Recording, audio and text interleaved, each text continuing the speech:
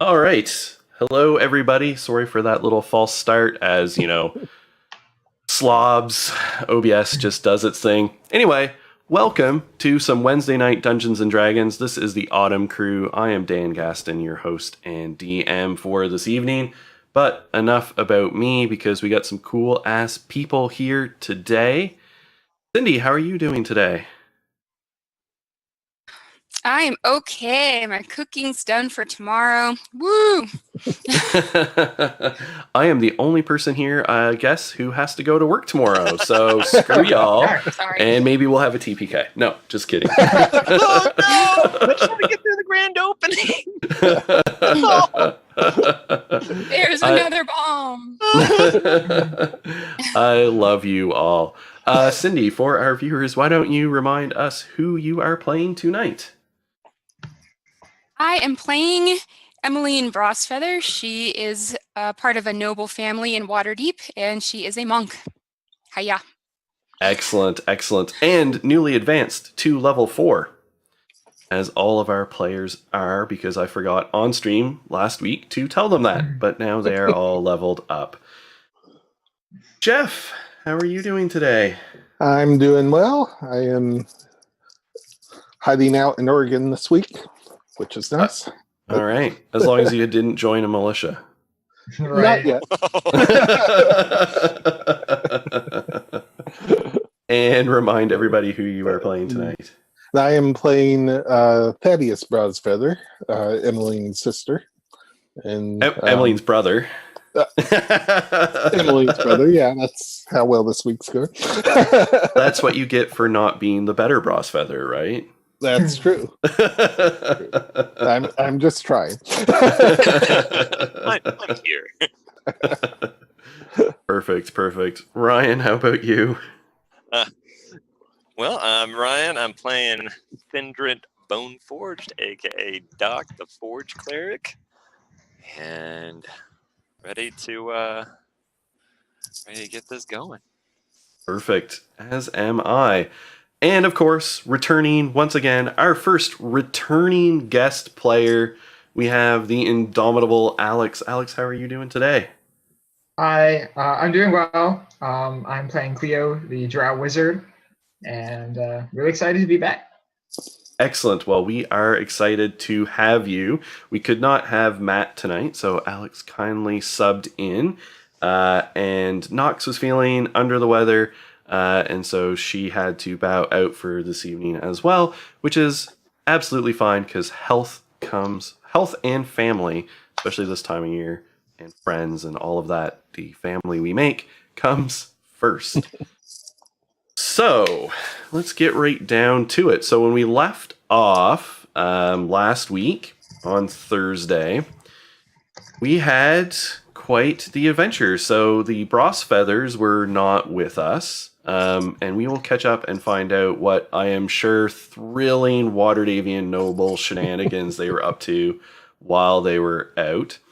But meanwhile, everyone sort of engaged in some searches around the city, pulling on their various contacts and threads and organizations and little black books of secrets maintained by the pleasure industry, in the service of tracking down Nimblewrights in the city who might have some, and finally found one rather. Doc did, just searching around town, quite near Trollskull Manor, like literally one street over in Growlhund Manor. When he sort of finally gathered everyone to stake out the manor, the Nimblewright appeared to be gone, at least according to the Nimblewright detector. They sort of brazenly broke into the estate while sort of under the cover of gaslight and maybe a little bit of shadow on a not totally empty street, via strength and bashing at things with a hammer. Which I am sure is probably what alerted the guard. Meanwhile, they get into an altercation with some shadows in the lawn, I guess we could call it, of the estate, between the wall and the house, which is definitely not normal for Waterdavian nobles, shadows being undead creatures. and had an ally from a Zentarum who was defenestrated out of a second floor window, and which they then eventually knocked him unconscious, pitched him back through a first floor window into the building while climbing over the back wall to make their escape. Yeah, we did that. Yeah.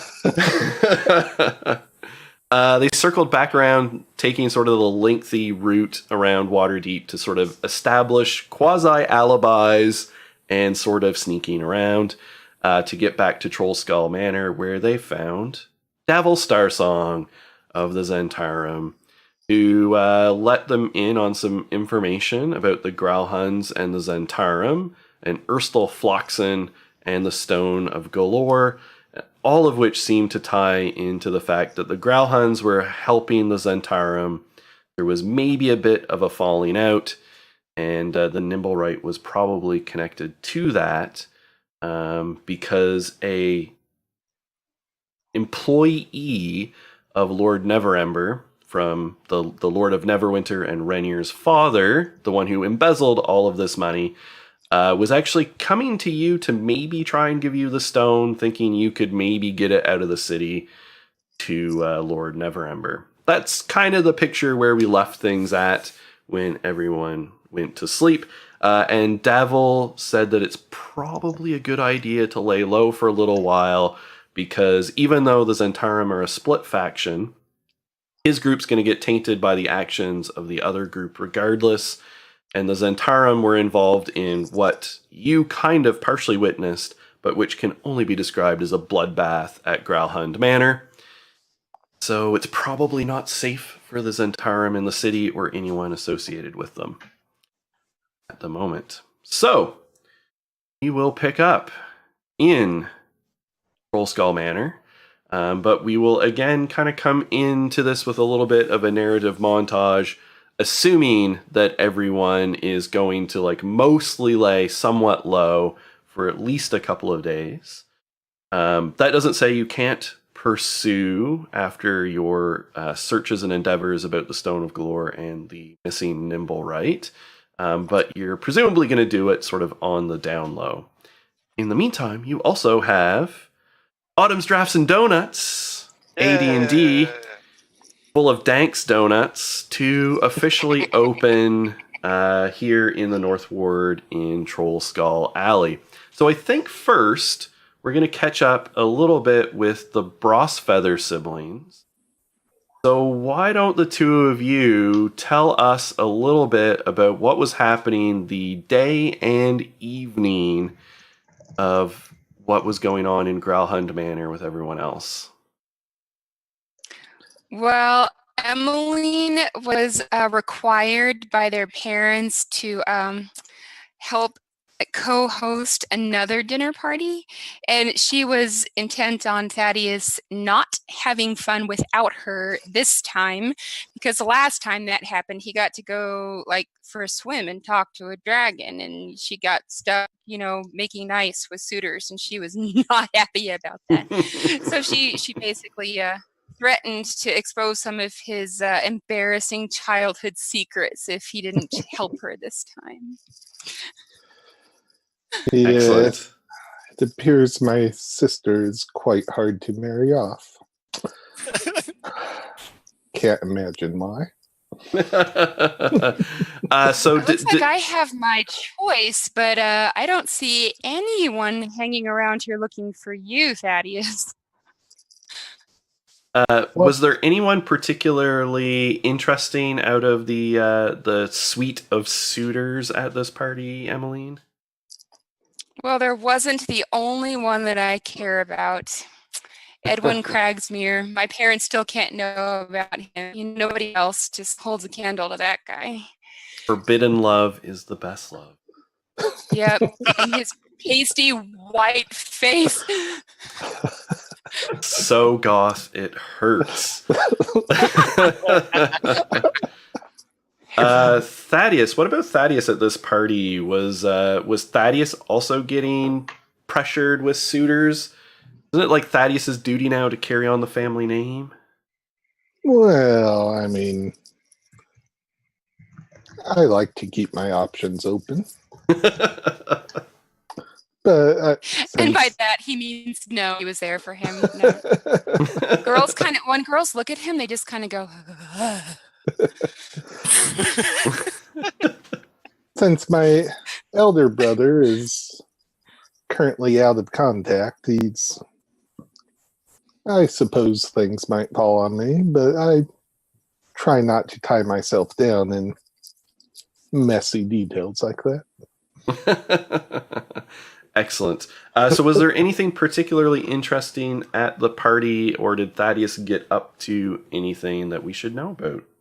Oh, gods no, there was nothing interesting there at all until I started regaling the partygoers with tales of goblin bakers and school children that are coming up to be the next generation of sophisticated socialites of Waterdeep. And how did that go over with the Waterdavian nobility? Oh, about as well as I could hope. They hated it. Excellent. All right. Oh, yeah. No, go ahead, Jeff. I did ask around to see if anybody had any of these robot people, but nobody seemed very interested in that right now. Yeah, because you worded it like that. Hey, guys, anybody have some robot people? I was a little more subtle than that. Yeah, and what you would have discovered, essentially, people would have looked at you a little skance, like, that is so last season, Thaddeus. Nimblewrights have sort of fallen out of fashion. A lot of people sold theirs off who had them as either guards or servants. But you did learn that they are frequently used not just as servants. They are objects of art and extravagance. But also as guards, they are apparently quite capable. So I will pass that on to everybody once we meet up. Perfect. Cleo, why don't you tell us a little bit about what you've been doing over about the last week or so, since you last encountered these fine folk? I haven't been doing too much out of the ordinary. After hanging out with these wonderful, angry, violent people, I went back to the Black Staff to report on the success of talking to the dragon underneath the harbor and getting his cooperation. I probably did my best to keep like an eye on Troll Skull Manor for the sake of the fact that they had my friend like tied up in their basement. Oh yeah. Yeah, I wasn't exactly making moves in that direction, that's for sure. And I was probably trying to just kind of continue on daily life, keeping an eye on Troll Skull and doing whatever the Black Staff wants me to do. Okay.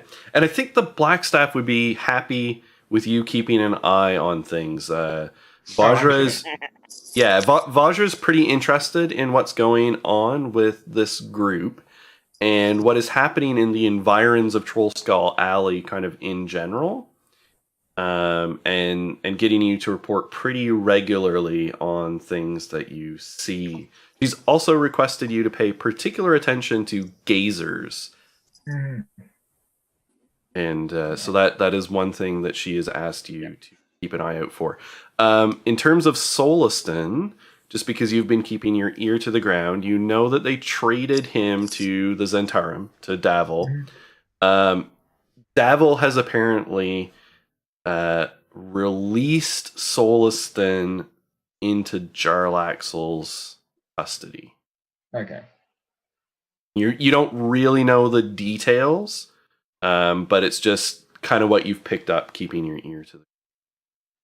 If that's the case, then based on my history with Jarlaxle, I'm probably not too bothered by that. Yeah.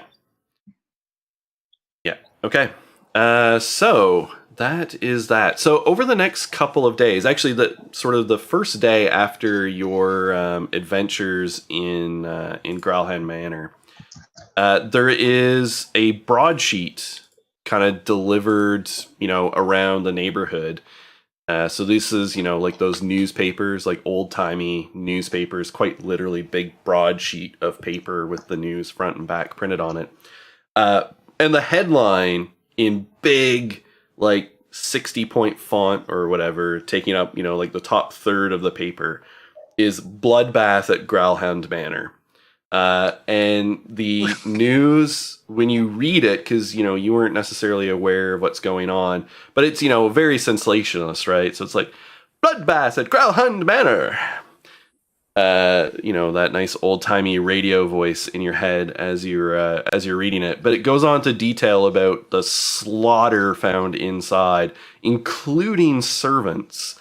The Lord and Lady Growlhound are apparently alive, but they have quite the sordid tale to tell about being held prisoner and hostage in their own home by the Zentarum, and then Lord Growlhound eventually bravely leading sort of a breakout and a fight with the Zentarum and barely escaping with their lives. A lot of the information in it clashes quite dramatically with information that you either saw or have had given to you by the Zentarum. It really paints the Growlhounds to be sort of like innocent victims. So that is the status of that. Okay, so let's go around and find out what people do in terms of happy thoughts of getting their tavern open. So we're going to do this as a little bit of a skill challenge between the three of you. So I'm going to go around and ask you sort of a thing you're doing that might take place over, like, say, a week's time or so. And so you can describe sort of in the broad strokes the kinds of things you would be doing. And then you can give me what skill you want to make a check with and why. And then we can make that check. So why don't we start with Doc? Okay, so let's see. As far as getting AD&D set up for the grand opening, he's probably going around with a couple of grumble and delivering donuts or having them bring donuts to the family apothecary to hand out to patients and clientele, and kind of letting word spread, and then maybe stopping by the guilds that helped out. Still kind of a two-part, inviting them as well as working on the goblin outreach program with the guilds. Touch base with the ones that help fix up Troll Skull Manor. Probably stopping off at the Apothecaries Guild and all that. Just kind of working that angle. Probably trying to cast a wider net of respectable networks. And then, we'll start with that. Okay, that sounds great. So what skill are you going to be using for your skill check? Oh, good question. Oh, let's go with okay, let's try this angle. Let's go with insight to pick up on people's, like, what they're interested in, because we have so many different things, like we have the fight club going on, we have karaoke, we have donuts, we have a bar, and so, like, finding out, like, what people are picking up, what he's putting down, and, like, honing in on that sales pitch. Perfect. I like it. All right, so go ahead and give me an insight check.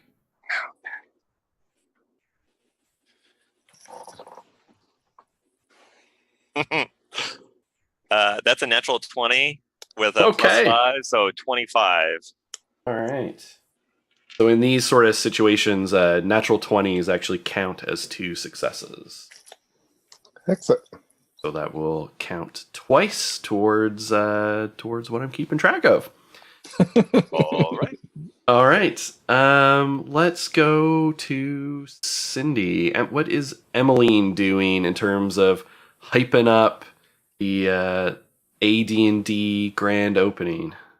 Yeah, it's got to be special, right? So, Emmeline, of course, is making sure that there are beautifully polished sconces. Sconces. I kind of wanted to say scones, but I'm hungry. Sconces. Sconces, yep. Filled with Polish scones doesn't sound that sounds delicious. Yeah, so sconces all around the walls with scented candles. But she also wants to show off. So when the ribbon's cut, she wants to rig this simple machine system. I was trying to look up the dude who made the crazy machines that were all connected, but I couldn't find his name in 3 seconds.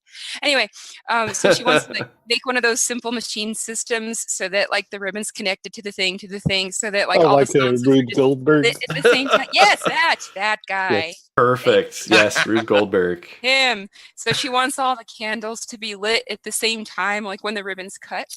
So would that be Okay. a dex check or intelligence? Sure, yeah. Let's say make a dexterity check, and I'm gonna give you proficiency. It's not necessarily acrobatics, but I think it's something kind of in your wheelhouse. Construction. It's kind of adjacent. So yeah, I don't know Nice. what we'll Okay. call it. It's sort of it's kind of like tinkering, but So what do you want me to call it? roll. Yeah, go ahead and roll a dexterity check. It's not Okay. necessarily a specific skill, but you can also add your proficiency bonus as well as your dex mod.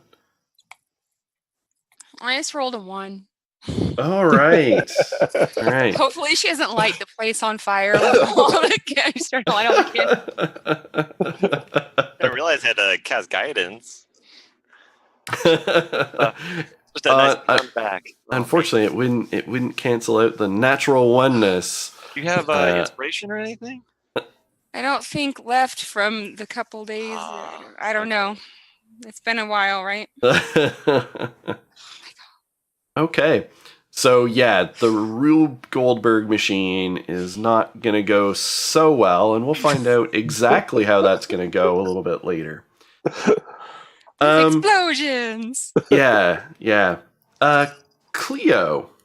So while you're not with the group yet, you keeping your eye out on everything that's going on are aware that they're in the midst of pushing hard for a grand opening. And they're also kind of keeping low because you, having been watching, suspect strongly that they had some involvement at Growlhund Manor and are laying low. So, is Cleo going to do anything to either aid or hinder their plans and grand opening? Oh, I think you're muted.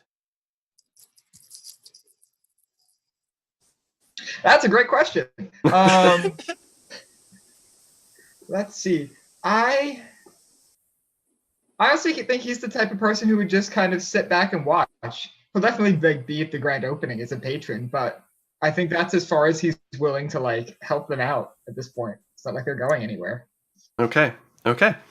And over the week that you're sort of keeping watch between the events at Growlhund Manor and the opening of AD&D, you've also, because the Grumble has been relatively active in Trollskull Alley and environs, you have run into Bent several times. And Bent is very enthused with you. He is totally taken with your magical prowess. And he likes showing off the fact that he has learned the prestidigitation cantrip. Oh. Mm-hmm. And so No, go ahead. I have a really bad idea. Can I give Bent a spider about yay big, which is my familiar, and send him back to Trollskull Manor with my familiar to plant him inside the manor? So Absolutely, you can do that. I love it. Excellent. So this happens, let's say, about halfway through the week. So for the last sort of 5 days of the 10-day, you do actually have eyes and ears anytime you want inside Trollskull Manor. Yay. Excellent. All right, and Thaddeus. What is Thaddeus doing in prepping for the party? Well, since the others are doing productive things, I'm going to be going around and scoping out what kind of competing establishments are anywhere near the neighborhood and figure out how I can maybe disable them for that evening. It's a nice business you got here. It'd be a shame if something bad happened to it. And I'm trying to be very subtle about this, so I'm going to try sleight of hand just to subtly sabotage their businesses. Perfect. I like it. You guys really are building a new Waterdavian mafia. We still haven't utilized that door to the sewer just yet. So no. And that is a 24. Oh God, those poor bastards. Okay. So not within Troll Skull Alley itself, but on some of the neighboring streets, there's bars and taverns and things like that. So how would Thaddeus sabotage them with sleight of hand? What are some of the things he might pull? The bars and taverns, it would be pretty easy to spoil their stores. Yeah. Get something in there, probably with the help of some of the grumble. Yeah. And throw a little laxative in the beer and yeah, just little things like that. A lot of salt.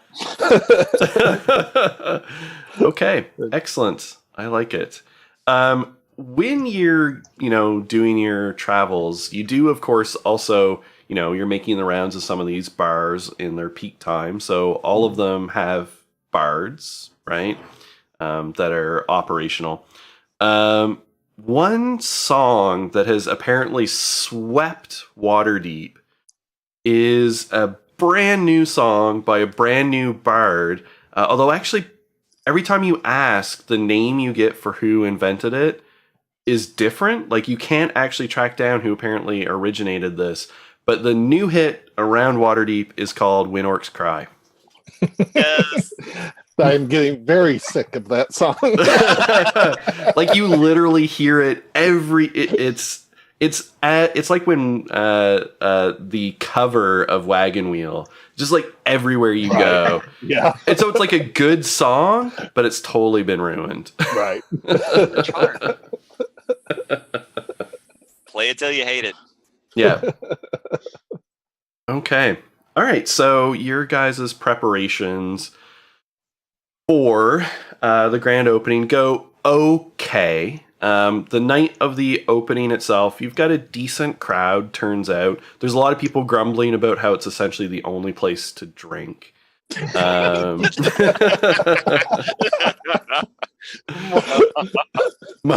Most of the like nearby guilds and stuff, all of your neighbors come out. They're all super happy to see the place operational. There's a lot of complaining initially through the week about the explosion, but you guys did a good job about cleaning it up, getting the glass repaired. The HOA is pleased with your efforts. Excellent. Yeah, so everyone's quite happy about that. The ribbon cutting is an utter disaster. The Rube Goldberg device falls apart. The ribbons catch on fire. The candles, which were like carefully crafted with like a little bit of alchemy to like spark them alight, basically exploded, causing just like a huge mass of smoke that took you a good couple of hours to get sort of cleared out on your opening. So let's set you guys back a little bit. You kind of had to make do with like a bit of a block party outside for a little bit. But you're welcome. But like, that's okay. You guys set up, you drag some tables out into the street, you drag the kegs out, everything gets going. People are pretty, pleased and happy overall with what's going on. So we are in the midst of the party, and there are some familiar figures and potentially some unfamiliar figures. Is there anybody in particular that you folks would have invited? Yes. People taking up, I'm sure Dahlia in the meantime Yep. had reached out to not only just our neighbors, but sorry, I have the IOU drink list up. Let's see, there was Talia, neighbor, and then there's Blank, the goblin engineer, and then there is the random shady guild members, and of course Sorrel. And I'm sure there's other people along the way that were invited. So, so did anyone actually invite Cleo? I would not have invited Cleo. I would have, however, invited Rainier. And Yes. Bola. Okay. Yes. Rainier and Volo both show up. Yeah, I would have invited Edwin Cragsmere. Oh, we finally get to meet Edwin. Edwin has to be there. I'd imagine Edwin sort of like sits at a table by himself. He's like very pale and pasty. Just like kind of the Byronic hero, you know. Yeah. He's over there reading a book of poetry. Yeah, exactly. Like bad poetry, though. Yeah. Bad. Except when he's sort of like glued to Emmeline and sort of patting her like there about the disaster. Yeah. I employ Bent to go and use his prestidigitation to, cause the pages to fold and change. No, he loves it. People love it when you do that when they're reading. Okay, perfect. And so, wait, can I roll perception to see if Emily notices what Thaddeus did? Absolutely, I'm feeling it. Okay, because she might need some revenge here. That's a 12. Did she notice or not? 12. What's Thaddeus? What's your make a sleight of hand check? Okay. That is 15. So no, you do not, Emily. I don't I would notice. say that she probably knows me pretty well. Probably doesn't notice it, but knows that you're behind right, it. Yeah. Right. Okay, Yeah. so she just starts glaring at Thaddeus across the room. She knows it's difficult now. Older brother thing. All right. So Cleo, the party is a bumpin'. Is this party at is it daytime or night? It's let's say like early evening, so the sun's gone down. It's autumn, so it's getting cold. They're in the process of sort of moving the tables back inside now that the smoke is cleared.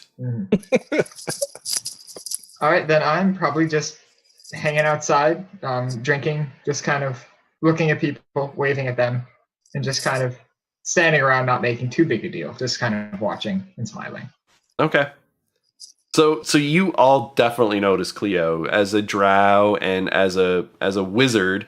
Because describe for us again like Cleo's fabulous wizard attire.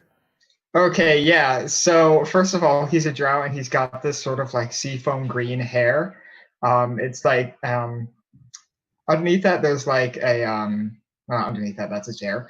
He's wearing like a tan colored robe and then more like a sand colored like shawl, just kind of over the top arms and his chest, and just overall looking pretty unusual. Yeah, I mean, I think being a drow with seafoam hair kind of sets it out. So even if the other clothing is kind of sedate, that definitely is an unusual sight, even in. So you all notice we're erstwhile associate acquaintance Cleo outside.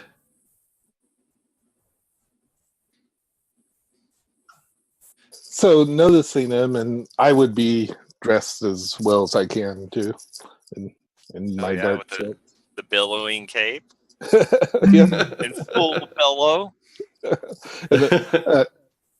I go out and greet him. Cleo, welcome to Hi. AD&D. Thank you for having me. Oh, of course. We're always happy to have friends. Is that why you didn't invite me? Come on in. Just walk on in, not even bothered. Perfect. Ren-Ear sort of stumbles up, kind of half into his cups with Volo, and sort of comes up to probably Doc and Thaddeus first, if they're kind of near there, and kind of like looks around and would like gesture Emmeline in and say, well, I gotta say, old chap, he sort of like tanks his mug sort of against your chest. I owe you perhaps a little bit of a apology for all this business that's happened over the last week. Inadvertent, your rescuing me seems to given some folks the wrong impression. Why, however, do you mean, Ringer? Well, I heard this Dalekar fellow, one who was killed in the explosion outside last week. Yes. Well, he's a longtime employee of my father. Yeah, I suspect that Dalekar, not maybe being able to get this stone out of the city, figured that you had helped me. Perhaps you would be a good beat on my father. But why, I don't know. We should have known that there's no love lost between myself and my father. Friends of mine are not likely to be friends of my father. Well, this is very true. Is this stone really something? So the stone is apparently, from what I have managed to put together, a sentient magic item attuned to the location where my father hid the vault. Apparently, he embezzled 500,000 dragons while the open lord of the city, which he then hid in a vault somewhere, and not trusting himself even with the information, had it wiped even from his own mind, as well as all those involved in the construction. But it was imbued in the stone. When he had to leave the city under rather rapid circumstances, he did not have the stone. He's apparently seeking to get it, to get his hands on. Apparently this stone can provide to anyone who captures it or possesses it, should they magically attune to it, the location of the vault and the means necessary for entry. So as you can imagine, this stone is a key to unimaginable wealth.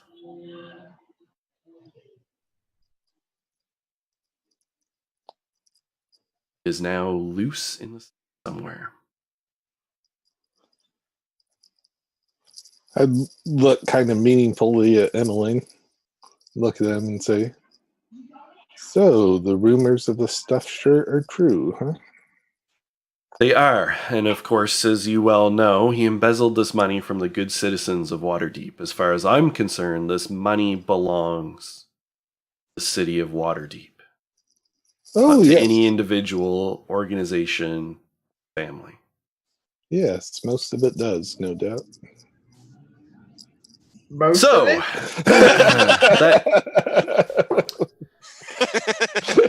That said, I have done what I can over the last week with the city watch and spread around a little coin. I know that I can trust that you are not involved in the butchery at Growlhund Manor, so I have done what I can to keep you off the radar of the authorities. Much appreciated. Quite the place you have here. Yeah, it's all right. It's shaping up nicely, I think. When they If you don't almost burn it down. Indeed. And he kind of looks over and sticks his hand out. I'm sorry, Lord Renier Neverember. I have not had the pleasure of your acquaintance. Cleo, I work for the Blackstaff, and I shake his hand with a little Mickey Mouse glove mage hand. He sort of looks at it and almost doesn't bat an eye, like it's not that weird for him. And he just shakes it and goes, kind of under his breath, anyone with sort of sufficiently high passive perception probably hears him just kind of mutter, "Wizard."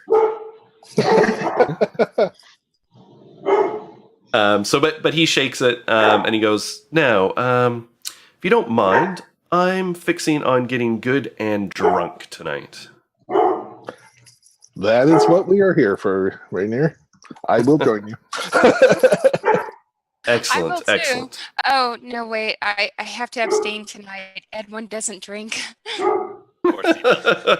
You're lost, Boo. You're lost. Edwin has now moved to like a corner since everything's been moved back inside, and he's just like carefully sipping on a glass of water. Maybe milk. The Grumble, of course, are out serving people.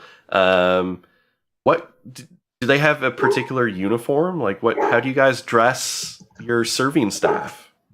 Oh. I imagine we would incorporate the Bras Feather colors in their uniform, just very subtly, but so that they would be there. And I don't know. I see them in just kind of simple tunics and Like, got So them house fixed up with elves? normal. I say normal clothes, not stuff that covered in sewage. So right. clean clothes and maybe discount kids' clothes. There you go. So I mean, it's Perfect. yeah. All right, well- Gosh. There you go. Jumperoos or something. Well, that was better than my plan, because if you guys didn't have one, I was going to put them in little bow ties and tuxedos. We're not that. Yeah, I like the overalls. Overalls. Now the important question with overalls: one strap or two? Oh, two. Definitely two. Only the cool goblins have the one. One strap unbuttoned and hanging down. Right. All right. Okay. So the evening goes pretty well. You do, however, in the course of the night, find out that a large number of Zentarum over the week have actually been rounded up and either arrested or held for questioning by the City Watch. Really, and not just people that are obviously involved in illegal activity, but just Zentarum members who, as far as you know, are not actually criminals. Because the Zentarum as a faction aren't, they're involved in lots of stuff, but a lot of people are involved in perfectly legitimate business enterprises. And any pretty much members of the faction, other than a small few, are being detained over the events at Growlhound Manor, including Davil Starsong. Okay. So that's kind of information that comes filtered in over the course of the evening. You do, and this information ends up coming initially to Cleo via Bent, because Bent is Cleo's new best friend. Mm-hmm. Bent comes up to you, Cleo, and sort of tugs at your sleeve and says, Cleo Wizard? Yes? Bent have important information. I'm ready to hear it. And Bent figure powerful wizard, powerful magic know best what to do, but also probably should tell lawyer, shiny metal man, some of Grumble see in alley. Okay. I will definitely let my employer know. You've done a very good job. And I reach into my component pouch and I hand him a glass cone about like 5 inches all the way across. Okay. And I hand it to him. Like, you've done so well. And I hand him the spellcasting component for Cone of Cold. And he sort of like licks it a little bit and like shivers, like almost like an ice cream headache. And he tucks it in this like ratty little pouch that he's wearing on his belt. And sort of you can see into it, you know, there's like sticks and twigs and feathers and like random bits and bobs. He is definitely in the process of building up a component pouch. Yes.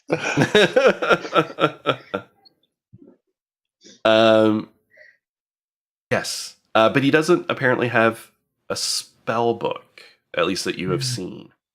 And then he says, I will have to remedy that.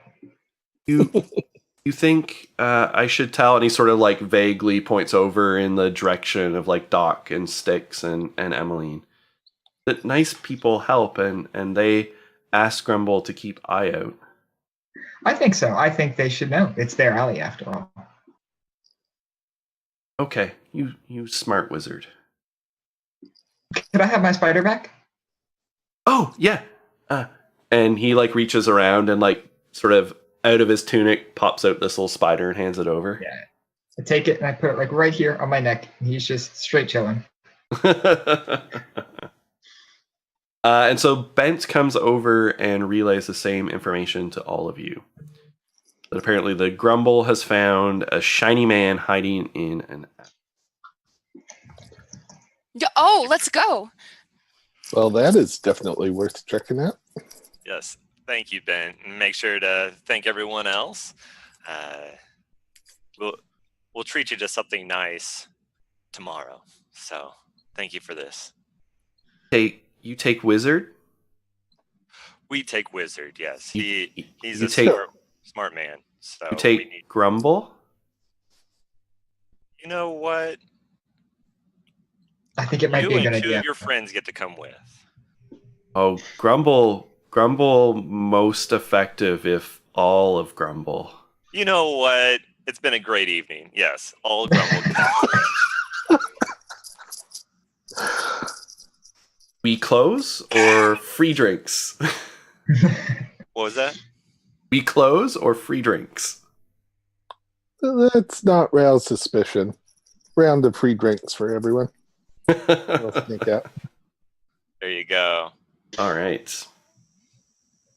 And of course, there are some other people besides like the Grumble Right. in the bigger thing. So only taking 12 of the goblins, and you've presumably got some other employees around, so you could leave the bar in. And the Grumble are like mainly like the teenagers. I mean, we have probably older goblins there. Yeah. Actually handling money and doing the, Yeah. Exactly. So they basically then proceed to lead you in sort of deeper into the North Ward, sort of past Growlhound Manor, and to a small alley kind of nearby. Not too far away. And otherwise it looks like a pretty normal alleyway. Okay, real fast. Hearing that about the shiny man, I think Doc may have gone and gotten the dingle hopper, the nimble finder or whatever, just to like actually have, okay, like shiny man could be, a guy in armor, it could be what we're looking for, but just if we're going out. Okay. Can I get up onto roofs? Things close enough together? Yeah, absolutely. It's a fairly narrow alley. And we'll try this again. Now that the suspicion has died down, Doc will go ahead and before Emmeline actually does some parkour, he'll cast the enhance ability on her. And Oh, thank you. yeah, we want to go with. Since you're going up high, we'll go with Cat's Grace, which the target has advantage on dexterity checks. It also doesn't take damage from falling 20 feet or less if it is incapacitated. Okay. Perfect. It's not Featherfall, but yeah. But it helps. Yeah. So, Emmeline, go ahead and give me an acrobatics check as you scale up the side of the building. Okay, well, thanks to Doc, because that's only a 12. That's with the advantage roll? Yeah. Oh, All wait, right. advantage? Wait, I get advantage? Yeah, Cat's Grace gives you advantage on dexterity check. Okay, I'll take the 16 then. Okay, much better. So you sort of nimbly climb up an alley. The grumble kind of just comes up and points towards a trash pile about halfway down the alley. You see, like, just a pile of, like, uncollected garbage in the middle of the alley. Okay. Can I make a perception check to see, like, if I, like, see the metal thing in the trash? Absolutely. All right, let's see. I've gotta find my modifier.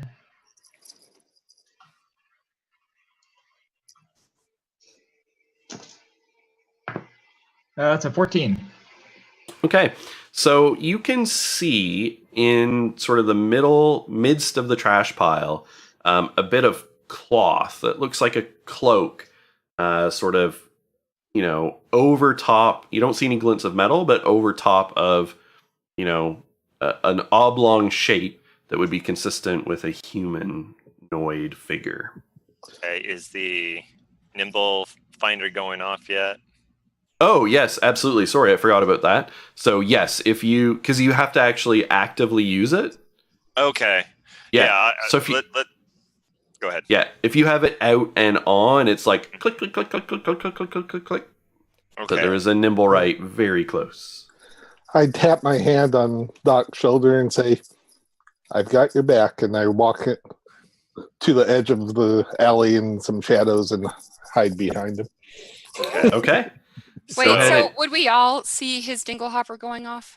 Yes, it's got like sort of almost like a striped umbrella thing on it that's like twirling around, and yeah. Okay, so from the roof, Emmeline kind of gets a little bit out of sight, so she is not like within direct line of whatever it might project, and she says, "Come out, dear. Nim misses you." Make a persuasion check. And Thaddeus, go ahead and make a stealth check as well. Yeah, that's How wide is this alley? 11. Let's say it's about like 10 feet wide. Okay. 11? Okay. So 21 still. Okay. So, Emmeline, you don't hear or see any movement in the trash pile. Okay, so, well, Cleo, are you nearby? Are you coming with? We'll just. Yeah, I'm hanging out towards the back. Okay. I'm just kind of waiting to see what goes down. I have a couple of ideas. Well, then, I'll go ahead. So we're basically leaving Doc and a bunch of goblins. All right, that'll work. Yeah, I'll go ahead and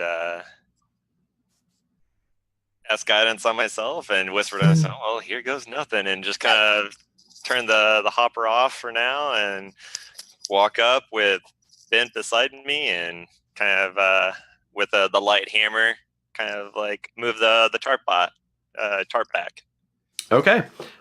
So when you sort of start to lift the bit of cloth, you can tell it's sort of an old ratty cloak, and underneath you get a glimpse of a metallic figure, sort of all made out of wood and covered in sort of like gilded gold and brass, with sort of a scrap of cloth on. And sort of the face is styled almost like it's got a little metal bit that looks like a mustache and goatee in sort of like an Errol Flynn kind of style. But with amazingly fast reflexes, the figure, sort of prone but coiled, springs up, ripping a rapier out from underneath it, and just lunges towards you. And I need you to roll initiative. All right.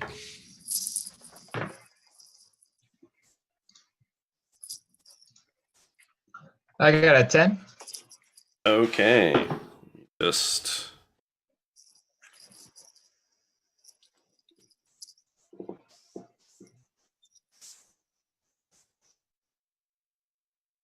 Okay, and Doc? 12. Emmeline? 21.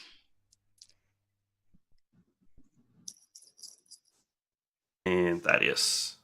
That was my nat 20 of the night for 25. Okay.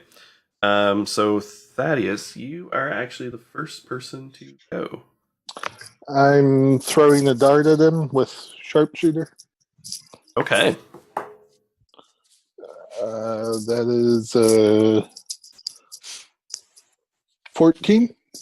So your dart sort of goes by and just clangs off of a bit of his shoulder armor and then ricochets into the wall and clatters down the alley. Well, that worked well. All right. I'm staying hidden. All right, so Doc, as this rapier sort of lunges towards you, you can see in his other hand is a dagger. So his first attack with the rapier definitely misses. And the second one does too, because I'm rolling horrible. And then he lashes You're rolling with just fine. the dagger. Right. And with the dagger that's still only like a 13 to hit, so I don't think that will hit. Yeah, with your chain armor. So he's sort of like thrusting with the rapier and then following up with the dagger, but they just catch on the chain and don't catch. And then it is Emmeline's turn. So is his back to me, or like, what's our position here? I mean, it's kind of flexible, but he is basically, he's got a wall behind him and is facing Doc. Okay, so I'm gonna try and parkour off the wall and then land both feet on in the small of his back or upper back, and hopefully knock him over forward. Okay. So go ahead and give me an acrobatics check as you jump down from the wall. Okay, so that is a 24. Okay, so go ahead and take your attack roll with advantage. Are you trying to deal damage or just to knock it prone? I would like to knock him prone. Okay, so in that case, instead of an attack roll, you will make a strength athletics check. Okay, with advantage or no? With advantage, yep. Okay. Why can't I find?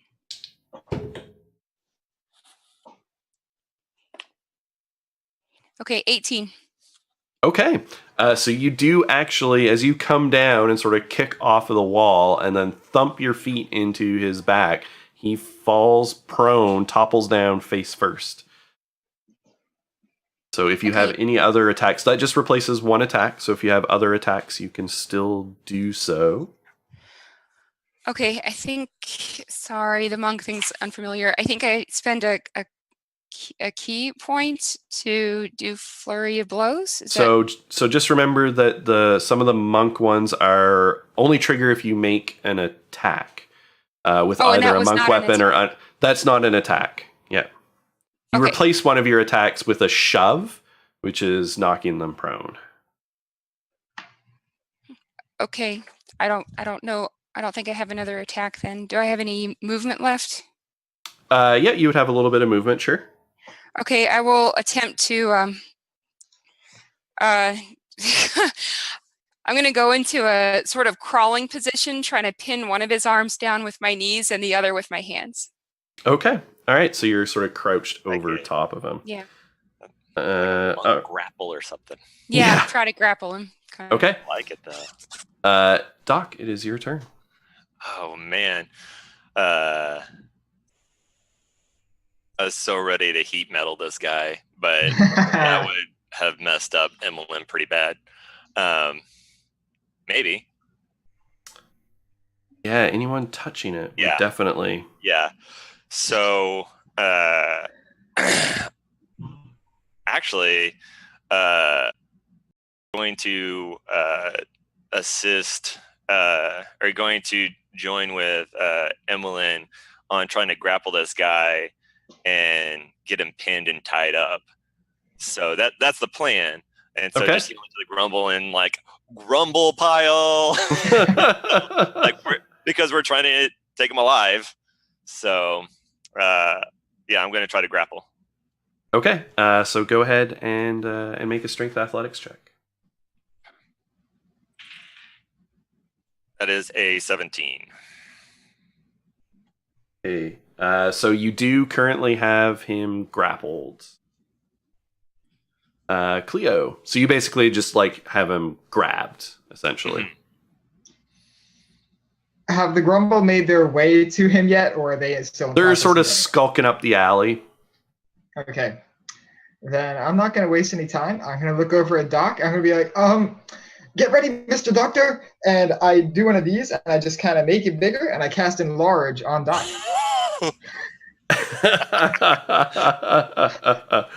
Excellent. So Doc swells to twice his normal size. How tall? I'm a big man. Doc is now like an 8-foot tall dwarf.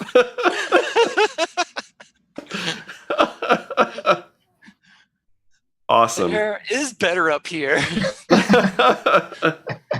Emmeline's like, oh my God, get your giant kneecap out of my face. I don't know what to do with my arms. This is new. So much arm. So much arm. All right. So the grumble is in the process of also like now dogpiling in, trying to grab at him. But the Nimblewright is still able to like squirm around and stuff. So the grumble is not actually getting a good grip on him at the moment. So we're back around to Thaddeus.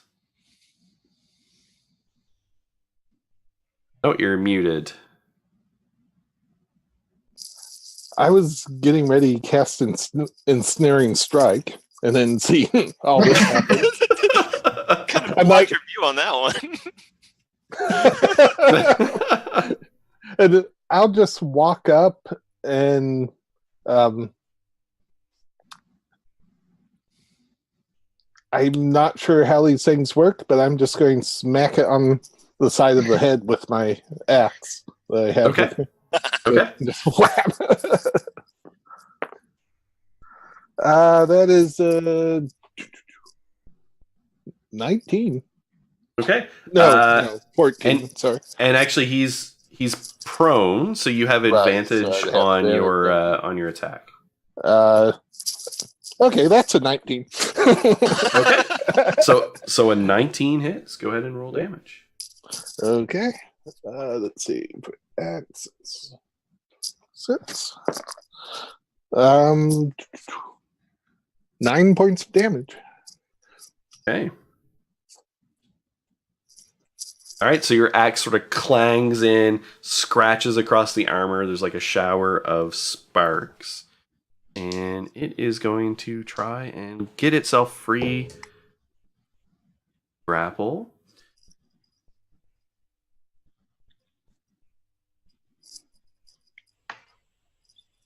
So Doc, go ahead and make another strength athletics check. With advantage, because you're big now. Yes, with advantage because you're enlarged. Thank you, Cleo.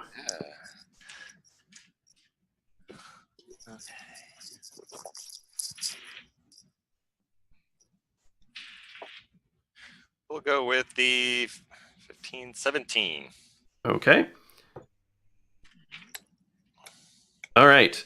So it tries a couple of more times, and it is not until its last attempt that it sort of manages to wrench its arms free and then use its movement to stand. So like the grumble are like hanging off of it, and it's kind of like pushed itself out from underneath you, right? And then stood up beside you. But it took all of its actions to do that. So Emmeline. Decisions. Am I facing it? Yes. Okay. So if I attack and succeed, then I can use a key point to do flurry of blows, right? Yes. Okay. So I'm going to try to... Are we doing flanking since we're on either side? No. Okay. Okay. So I'm going to try and ninja kick the dagger out of its hand. Out of the one hand. Okay. Disarm. Okay. So that is an unarmed strike, correct? But it still counts as an attack? Well, so unless you like have a special ability that does a disarm specifically, I would often allow the attempt, but it would replace an attack. It would be kind of like when you're shoving or grappling or things like that, if you're trying to do something specific. Oh. Okay, so then I can't use flurry of blows, but That's right. That's only if you actually use an attack. okay. All right. I'm gonna try and disarm him anyway. Okay. So that is do you want me to use something besides unarmed strike modifier then? Yeah, this would be acrobatics or... Well, you could just roll an attack roll. It's going to work out to basically the same. That would be fine. Okay, so 21. Okay. Oh wow, nice. And you're going for the dagger. So yes, you kind of swirl your kick around and send his dagger flying across the alley. Okay. You kick him in the hand, and it spins out. Do I have movement left? Yeah, absolutely. Okay, so I'm just gonna try and hold or like pin his arm down. So like hi, but try and pin the arm with the rapier to his side. Okay, so I mean that would sort of be like a grapple kind of thing. So like with movement, you're just moving around, right? That's just you so moving. I can't grab him. Not as part of your movement. Okay, then I'll just move behind him, so I'm currently out of reach. Okay, all right. Doc. Okay. Yeah. Big Doc is going to try to. What needs to happen in order to try to tie him up? If you had him like grappled, like there's nothing official. If you had him grappled and then try and build some stuff up on top of that, you could get him tied. But the first step would be to get them grappled. Okay. Then I'll just yell to the grumble to get my rope and get ready, and I'm going to try to grapple him. Okay. So go ahead and make a strength athletics check. Okay. And was that with advantage, right? Yeah. Yes. Okay. 17. Okay. So he is a squirmy and slippery mess. So as you're going to grapple him, it's like a grease pig. He's just kind of like dodging out, slapping your hands away, and staying out of reach as he got a 24 on his acrobatics. Okay. Let's see. I'll go ahead and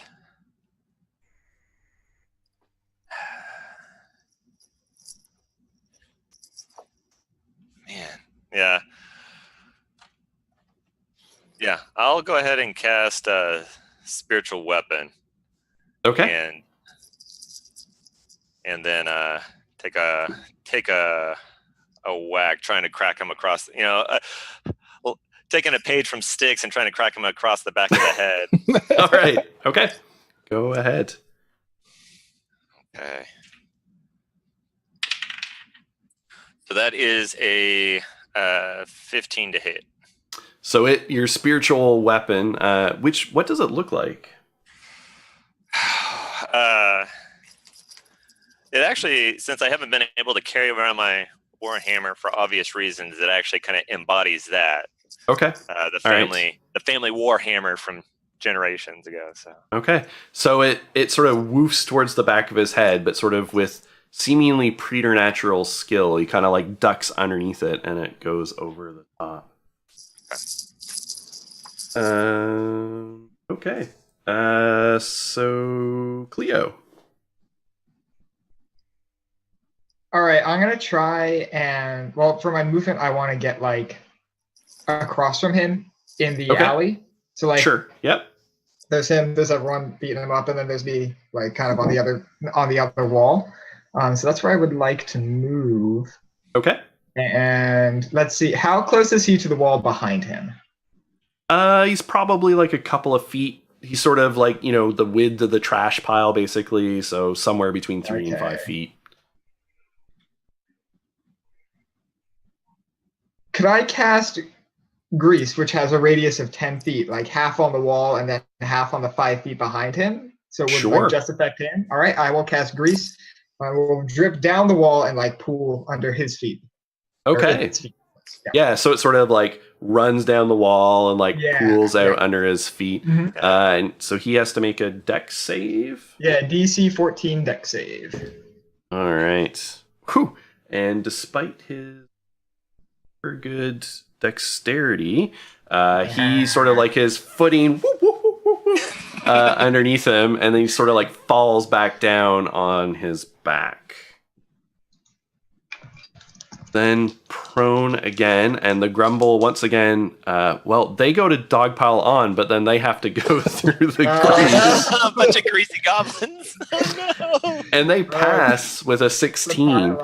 Yes. Yeah, on the dice. So like they're like slip sliding through the grease, almost like they're bad roller skaters, and then falling on top of them. Years of being in the sewers gave him some little sure-footedness. And they have him grappled. All right. Excellent. So the grumbles sort of just got a hold of him, and we're back around to Thaddeus again. So seeing that they have him down, I will try to take the rope from Doc said he had some rope, and go over and start trying to tie him up. Okay. All right, so go ahead and sort of the same thing, like treat it as if you're grappling, essentially. Yep. So you can go ahead and use strength athletics check as you're trying to like rustle the rope around him. Do I have advantage on this because he's prone? I don't believe so. You do want attacks, but not on grapple checks. In that case, that's a 6. So I probably got held up in the grease. Yeah, so that's a good point. You do actually need to make a dexterity check for the grease. Thank you for reminding me. Yeah, that's 22. Okay, so you move through it, kind of no problem. But yeah, between sort of the focus on your footing, the grumbles like in the way as you're trying to, wrap the rope around. Yeah. Plus he's like laying down, so you got to try and like lift him up to put the rope around him, and it is difficult. So there's now kind of a tangle of rope and goblins and grease and a metal puppet man. Sounds like a good time. And Thaddeus. Some people would pay good money for this kind of thing. So it is the Nimblewright's turn. He does break out of the grumbles like kind of grasp and stands, and then I believe he needs to make a dex save again. Is that right? So the grumble grapple is what we're calling it, right? The grumble grapple. Yes. Breaks out of the grumble grapple, and Alex, I think he needs to make a dex save again. When it enters an area or ends its turn there. Okay, so it'd be at the end of its turn. Yeah. Okay. If So he doesn't stand. look well. Yeah. So it sort of stands up and lashes out with its rapier. And Thaddeus, call low or high for me. Hi. Okay. So his rapier attack lands on you, and that is a natural 20 for a total of 16 points of piercing damage. All right. And he is without his dagger, but he's got one more attack, so he uses his rapier again. And that is a 20 plus, 19 on the dice, for 12. Good thing we leveled up. and Thaddeus, because I forgot to mention it, the first time when you attacked him with your axe, didn't do as much damage as you would have thought, given the solidity of your hit. Fair enough. Armor seems particularly potent. Right. Did it Emmeline? Oh, sorry, he's got to make a dex save again. Oh, that's a cocked dice. And yeah, that's a 19. So he stays standing. Can we assume Emmeline's feet are not in the grease? Does she still have her traction? That's correct, yes. You also have advantage on dexterity throws for an hour. Oh, hey, thanks. Okay. Is there a spot she could parkour off the wall that's not covered with grease? Actually, Yeah, she doesn't need to. She's pretty close. She could just jump at him, right? Yeah, I'm guessing you want to do like a flying kick or something. Yeah, she's pretty much like, leave my brother alone, you fucking robot. So she's like pissed now, because only she can mess with Thaddeus, right? Yeah. Right. Okay, so this is what I'm gonna say here. Absolutely, that's easy enough to do the flying attack because you're a monk, and that is what monks do. All right. So you have two options.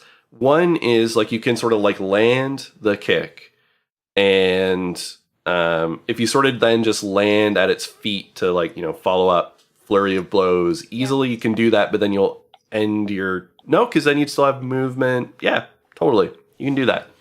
100%. Okay, well, let's hope she lands that first attack because she's pretty pissed now. The stupid beastie just stabbed her brother. She's not okay with this. All right, not so bad. Okay, so this is an unarmed strike, correct? So yes, absolutely. So that is a 19 to hit. That does hit. Okay, so and I didn't even roll advantage. No, I don't know if I roll advantage or not. But I'm trying to find the right die. Hold on. Okay, so that is a 6 bludgeoning for the first attack. Okay. Feet, and now she's definitely expending a key point and doing flurry of blows. So I think I've got two. Yep. More. 2 unarmed strikes. 2 more unarmed strikes. Okay, so same thing. Roll attack. Yep.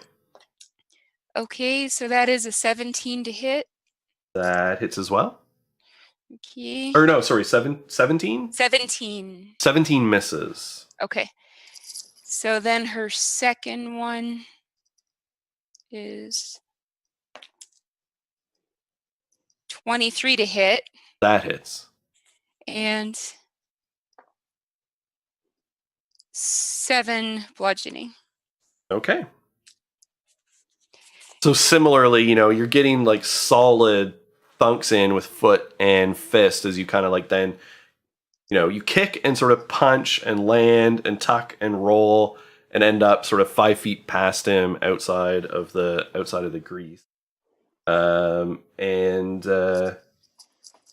it's not doing quite as much damage as you would think. So I'm assuming that you do want to end not in the grease and carry by him. Yes, please. And she's just going to continue to yell obscenities at him throughout everybody else's turn. So he will use his reaction to sort of like lash out with his rapier as you go by. But that was only a 9, so it will not hit. Okay. So it sort of whooshes through the air as you continue through. to Doc. All right.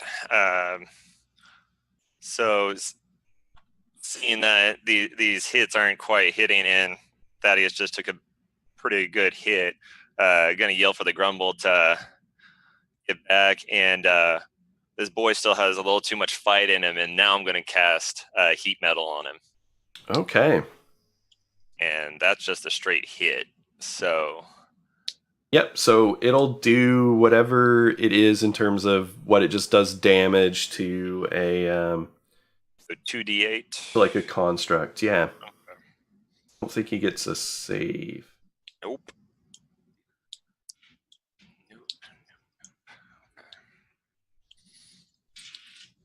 5 plus 3, so 8. Okay, and that is effective. And then, let's see.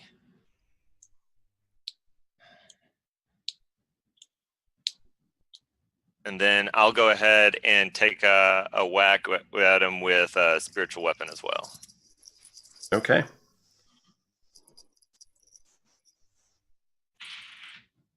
That's going to be 18. 18 does hit.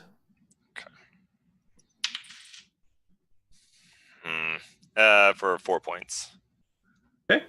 And that does also seem effective, as it is a magical strike. Okay. So he is also going to have disadvantage until the start of your next turn on attack rolls and ability checks from the heat metal. So like his whole sort of upper torso glows red hot, and he sort of opens his mouth, but no sound comes out. Sort of like a silent scream, and you can see him like moving around, but there's nothing he can do because he can't drop himself to relieve himself of the metal. So it is Cleo's turn. All right. Well, it's a bit too close for me to cast web. So, is he standing up or prone? Standing up. All right, then I am going to reach out and in Undercommon say a quick little prayer to Lolth and cast Chill Touch. And my normally jolly-looking fat Mickey Mouse hand is now this like bony, awful skeletal thing with like little spider hairs, and it's just like the sound of like nails on chalkboard just scraping down this metal surface. Oh, Okay. And is that an attack roll for you or a Attack save roll, for me? Yeah. Okay. The attack roll. That's a 14. That doesn't hit. That does not hit. Yeah. So this cold claw like kind of lashes out, but it sort of twists aside and it shatters against the wall, leaving a bit of frost left behind. Oh, ooh. All right, and that is my turn. Okay. The Grumble sort of backs up and are waiting for further instruction because Doc told them to sort of get back. Come back around to Thaddeus. Okay, I'm pretty upset with this guy. I am going to cast Ensnaring Strike as a bonus action. And am I standing right next to him at this point? Or Sure, yeah.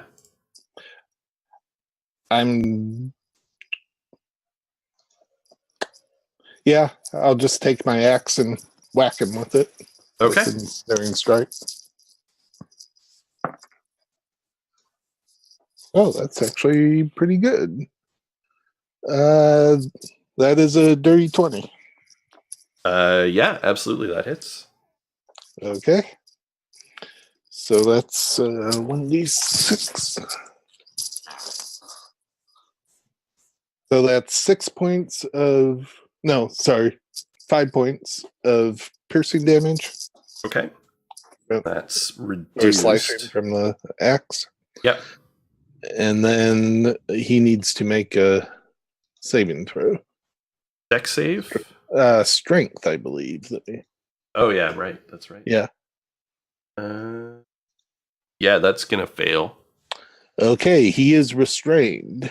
Okay. Takes 1d6 piercing at the start of each turn. Okay. Very freeze. All right. So yeah, so these like, thorny vines kind of just appear all around him. His arms are sort of partially trapped against his side. So he's standing, but he's kind of bound up. And it's his turn, so he is going to attempt to break free.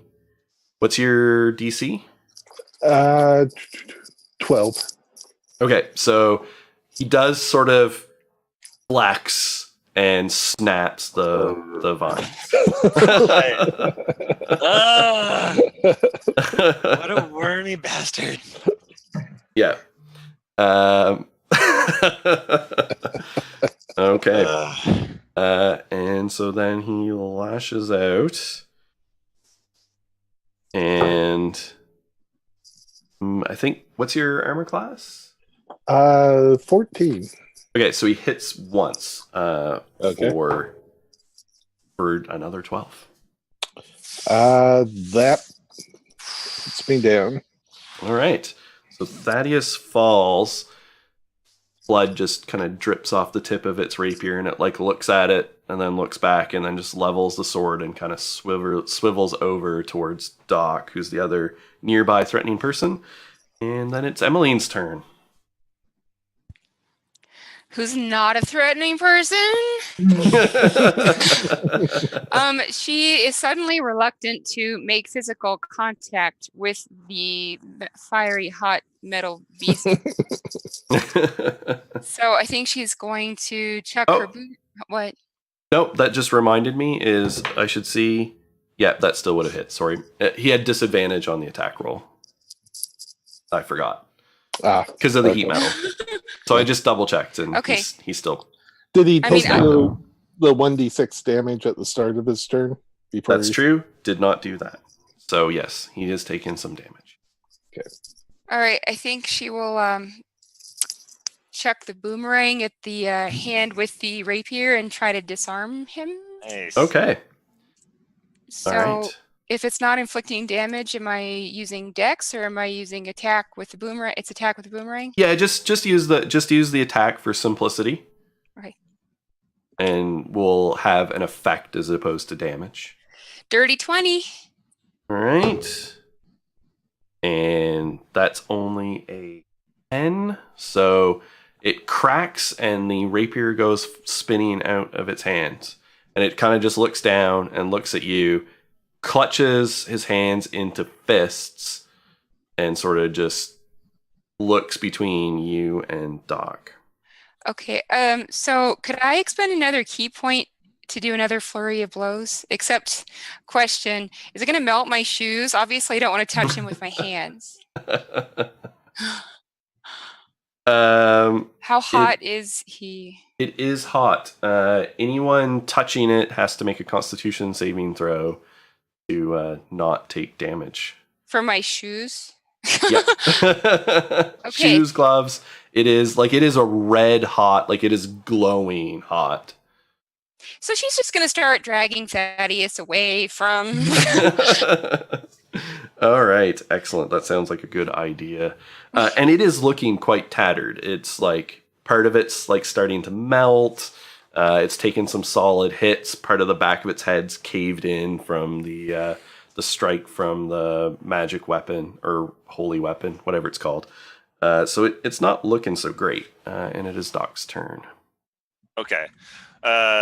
Seeing that it's kind of smoke's starting to billow out and all that, just try to like talk to it. It's like, okay, don't want to hurt you anymore, but if I have to, and kind of like, gesture like the flames are going to intensify again, but like we just want to get you somewhere safe, mean you no harm, and try to like de-escalate the situation.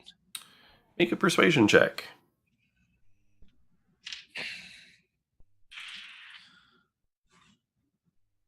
Okay. Let's go with 12. Narrator, he was not persuasive. You can just see the look on its face doesn't really like move that much. It's a little expressive, but it just narrows down and its hands are still balled into fists. Okay. Yeah. Then am I that doesn't count as like an action, right? No, that's that. No. Okay, I'm gonna go ahead and look over at Thaddeus, and it's like, we're not done, and yeah, I'll go ahead and cast. Oh man, because the in order to trigger the heat metal again, that's a bonus action.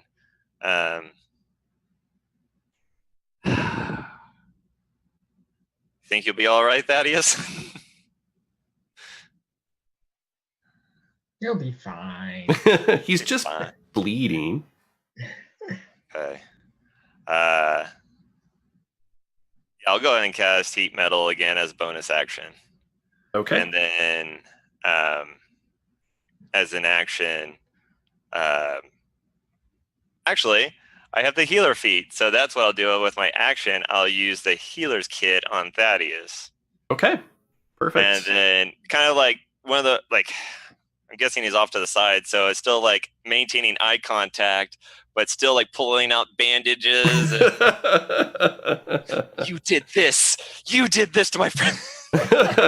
All right, so go ahead and roll the damage on the heat metal. Okay. So 2d8.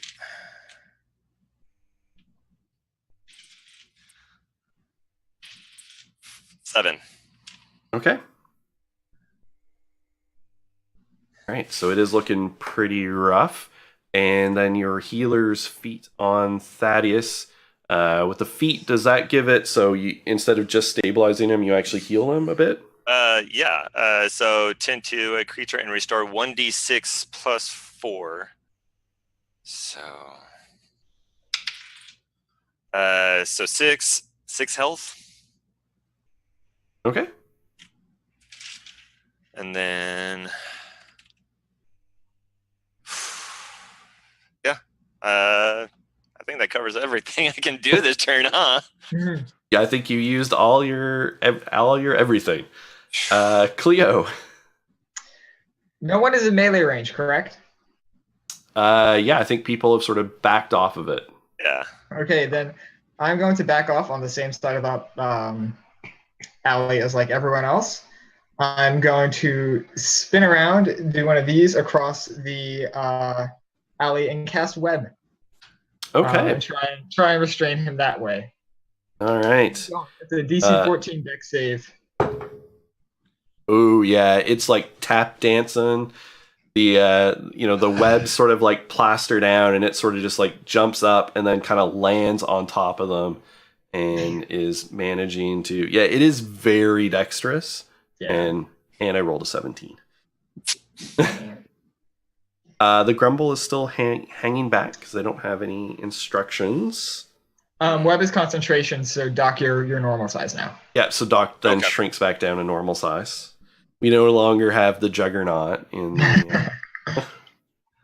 Thaddeus, you're awake. You've got a lot of blood on you. You're flat on your back with like Doc and Emmeline kind of looking down at you.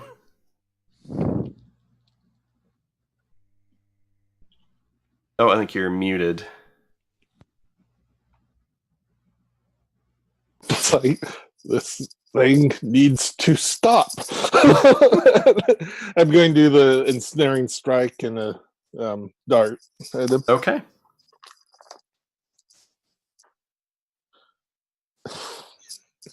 And that's a 2 on the die, so I'm pretty sure that one is. You kind of just like, your vision blurs. There's like 2 of them.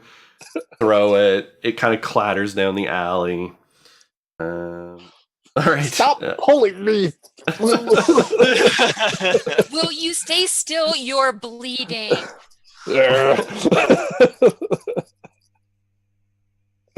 All right. So the Nimblewright jumps forward and is going to make some not terribly effective unarmed strikes. It is proficient, but all it's got is its fists. So let's give you strength. So on Doc, that's a 15. So that's just going to like ricochet off of your armor.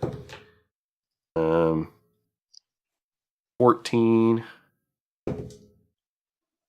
and a 13. So it's like just punching, but like It's just like a little kid doing this. It's like just hitting your chainmail and doing nothing. And then it's Emmeline's turn. Okay. Did my boomerang come back? Yes, because you missed, right? No, I hit it. Okay, so I think knocked the boomerang comes back if you miss, but if you hit, it doesn't. Like it, I have to because that's get it basically how later. boomerangs work. Yeah, if you hit, it sort of then just falls to the ground. Yeah. How close is this thing? Can I just throw a dart at it? Oh yeah, absolutely. All right, because it's a little. I still don't want to make physical contact. Seems like a bad idea. Oh, okay. That was ineffective. That was a 8 to hit with the dart. Yeah, so that flies wide. Yeah. Okay. Can I keep dragging Thaddeus away from him? Absolutely, you can. Whether he likes it or not. Yeah, so you're like scurrying back down the alley, dragging Thaddeus with you. Doc. Okay. Pretty banged up. Yeah, it's got like one arm half hanging out of a socket. Like, it's that scene from the end of Terminator when, like, the first Terminator, when it's just like limping down the factory floor after you. Okay, yeah. Gonna break concentration on the heat metal gun. He's gonna cool down now. Okay. Or at least. There's a bunch of like rapid pinging sounds as the metal like rapidly starts cooling back to room temperature, and the like crack sort of appears. Mm-hmm. Going to try one more time to like calm him down, and maybe Nim doesn't want to lose his friend. Please just come with us. All right. So actually, and when you say Nim doesn't want to lose its friend, it's like angry face gets even angrier. Shit. I was worried about mentioning his name, and okay. And it just like takes a step towards you. Okay. With its like fist raised. Okay. We're gonna try to grapple him. Okay. Go ahead and make a strength check. Strength athletics.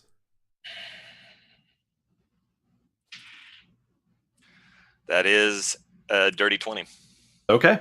So you have one hand sort of grabbed onto it, hockey fight style, sort of keeping it within your 5 feet. And then use. I don't know if it's too late to also yell at the grumble. Now we're good.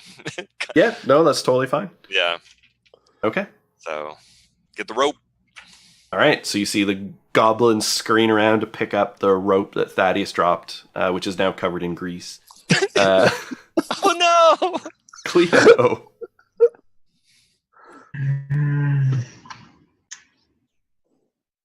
So he's currently grappled, right?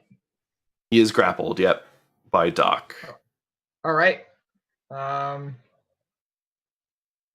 going to expend my final 2nd level spell. Look at the Nimblewright and be like, you, and cast Reduce on him. That's a decent con save. And let me just check something. Okay.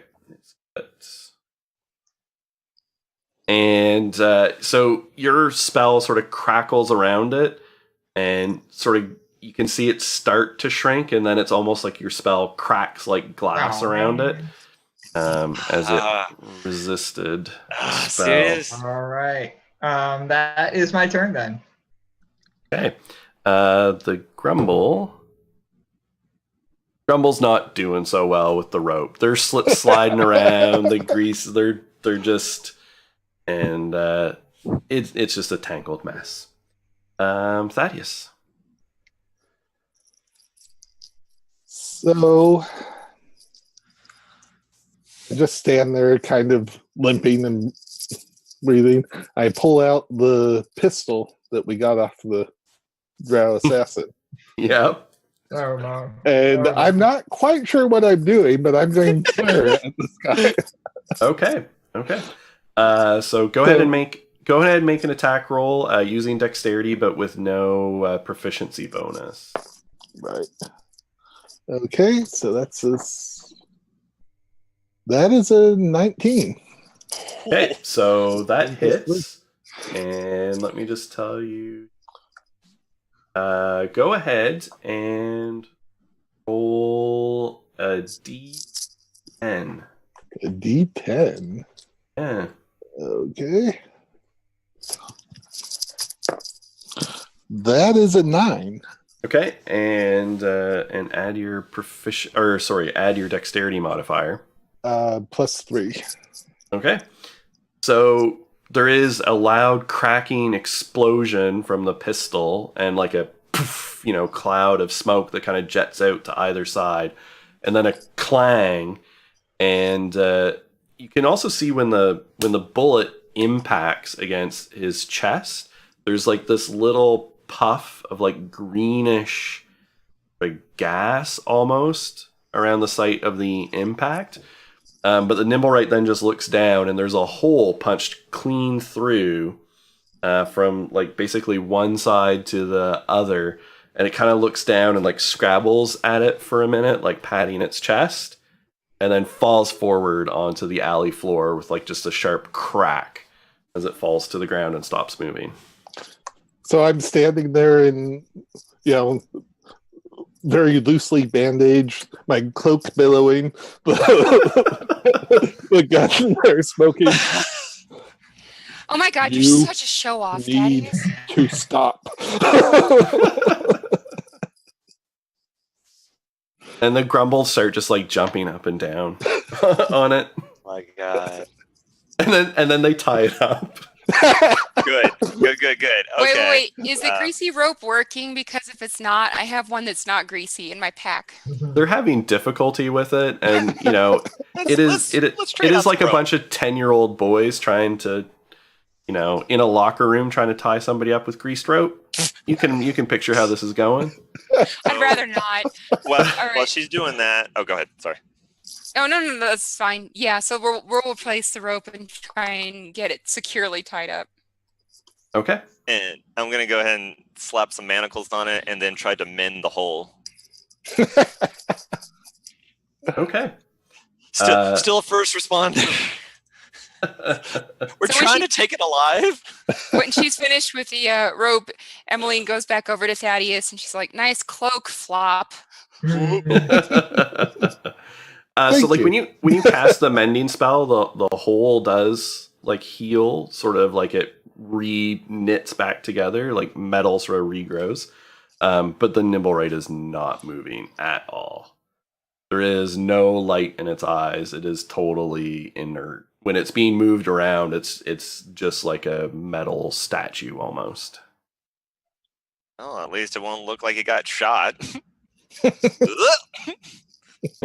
But it's like warped and deformed from the heat metal, and the back of its head's crashed in. Magic's okay, shooting's not. And at about this point, the sound of like booted feet sort of enter the alley as you turn around and see 6 members of the City Watch. I was wondering. And the first one kind of comes in, sort of hand on his sword hilt, and just says, "What's going on here?" I'll turn around to him and say, "We were defending ourselves against this device." And it looks around, and he sort of, "Device? Huh. Right then. None of you appear, anyone here, you're all together?" More or less. Yes. Yeah. Well then, here's no crime has been committed. Thaddeus, by the way, what are you doing with the pistol? When I heard the booted feet, I would have put it back in whatever pocket. Give me a I sleight had of it. hand check. Let's see. That is a 17. Okay. So he just kind of nods. Well,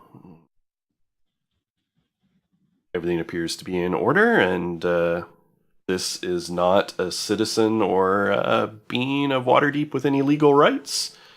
So, carry on. Although I suggest that you take a little bit more care in your use of weapons and magic in defending yourself.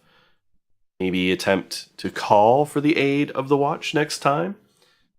I suggest you get out of here. I just want to go home. It's been a long shift. Sir, Right? thank you, sir. Trust No me, more- all of us do, and thank you No for more trouble. keeping peace. And the contingent of watch turn on their heel and walk away. Emily picks up her boomerang. Let the record show. All right, so what are you guys doing now? Well, I suppose we take it down to the cellar and handle it in the morning. Seems like the thing to do. Last time. I mean, if we're away much longer, we're going to be giving out a lot of free drinks. Oh, that's a I great just- point. There's a party still going on. I could use a donut. Oh, well, and I'll go ahead and cast Healing Word on Thaddeus at level 1. Thank you. Yeah, so you're not looking too scruffed up when we go back in. Let's see, what is that? That was 4.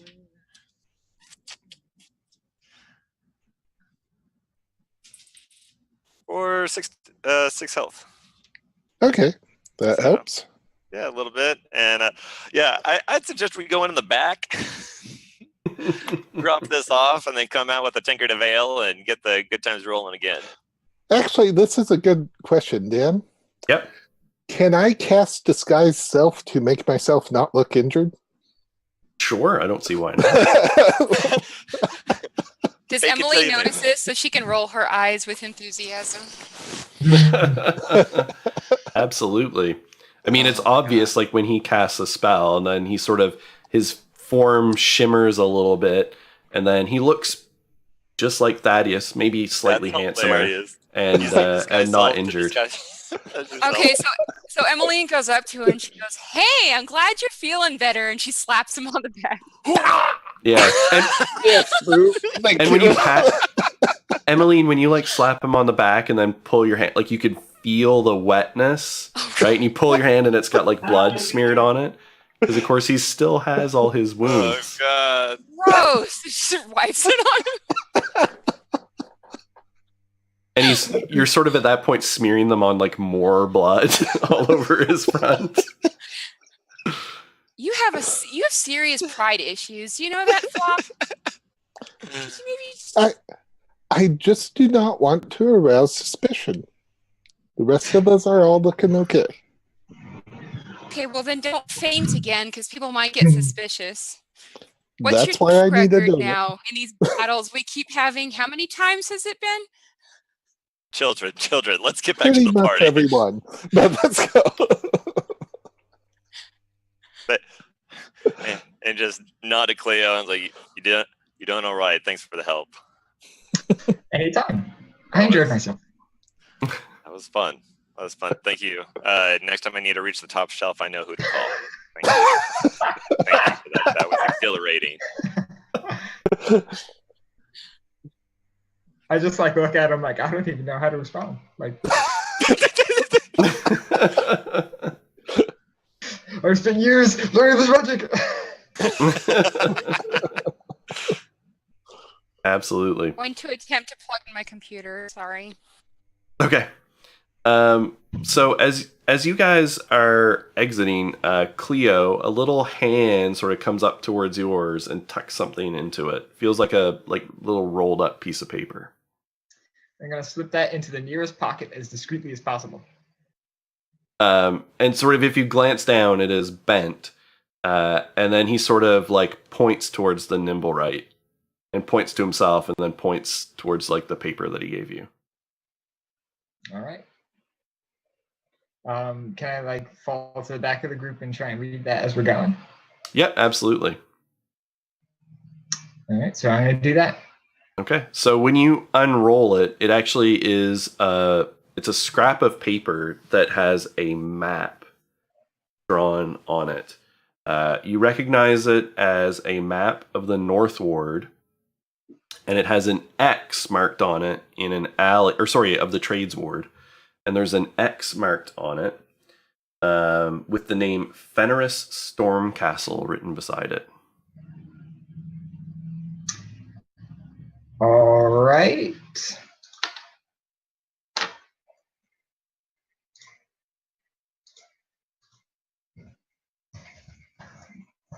Sorry, I'm doing something real fast. While he's looking that up, you mind if I'd say we probably grab the weapons and like the grease rope and try to like make this look like a normal alleyway again and taking all evidence with us. All right. All right, so you bundle everything back and sort of make your way back through the North Ward to Troll Skull Manor, or otherwise known as AD&D, where the party is indeed still hopping. And looks like it is turning into a full-blown riot. Well, not riot, but but a riotous party, shall we say, as the booze is flowing, goblins are serving liberally, and Danks donuts are being consumed by like the caseful. Excellent. Which then makes people hungry for food. Oh, yeah. Sorry, go ahead, Cleo. I'm going to use my minor conjuration ability to remake the paper. Yep. And I am going to hand it to Doc. Okay. I'm just going to hand it.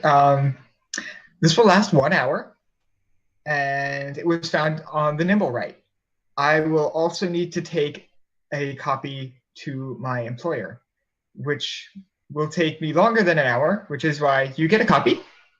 And I think you should follow up on this. Thank you. And just real fast, like, do you know what this is in regards to? Not entirely. At a guess, I would assume it has something to do with this sentient keystone that everyone seems to be so interested in these days. Beyond that, I can't speculate. Okay. I'll turn to the Grumble and ask, which one of you is the best artist? They all raise their hand. Yes. And then start like elbowing each other and like pulling on people's ears and arguing about who indeed is the best artist. Well, this is how we're going to find out. And I'm going to show them the map and see which one can recreate it the best.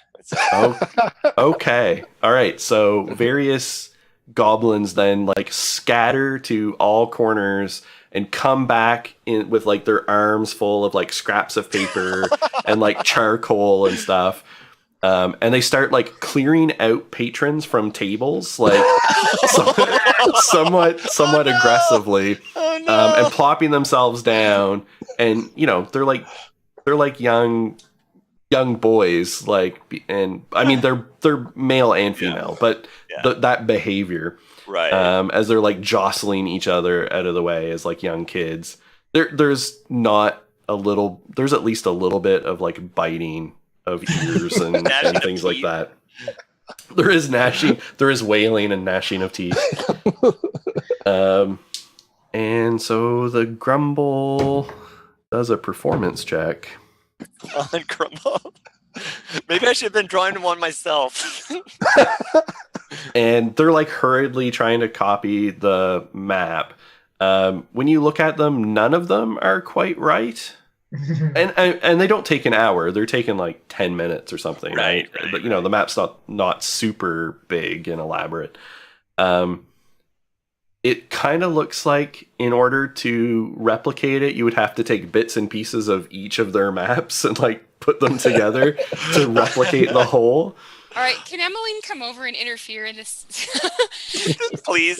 She's gonna like pat a couple on the back and say, "Oh, you all did such a good job. I know drawing is really hard. It takes a lot of attention to detail. Do you mind if I try?" Yeah, and you might actually even just recognize, because all of you, it's a map of the trades ward, right? Right, so right. Yeah. So you may, in fact, be able to just pinpoint the alley. Oh, yeah. Okay. So, But if you take your time, it is easy enough to copy at least a rough version of the map. okay. Well, and then just if we're just looking at it, do we see any structures that stand out that we would actually be able to, like you said, pinpoint? So it's mostly drawn out like as a grid map of the streets, basically, as if it is really kind of intended for a person to follow, like to be able to go and find a place while walking on the street.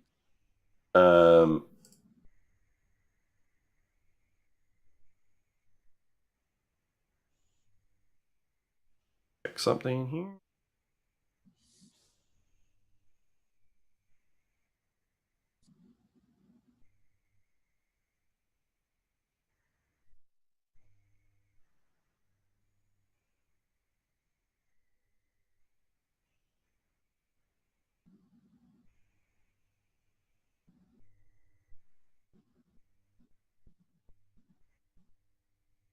Right. So, you sort of quickly orient yourself. Go ahead and give me an intelligence check, and you can do so with advantage. Who, Doc or Anyone who is looking at it. I was going to say, while all this is going on, I'm going to try to get a donut and a drink and sit in the corner with Cleo, if I can. All right. I hope someone else was looking at it, because even with advantage, I rolled a 2 and a 3. Okay. 11? Emily? Yeah, 11. Okay. It's not a super hard task.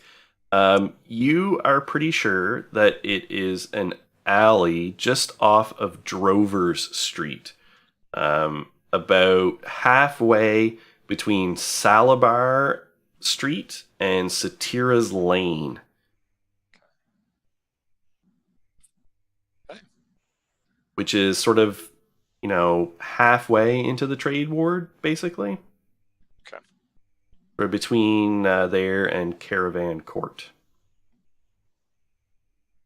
All right. Very good. I think we got what we needed from that map.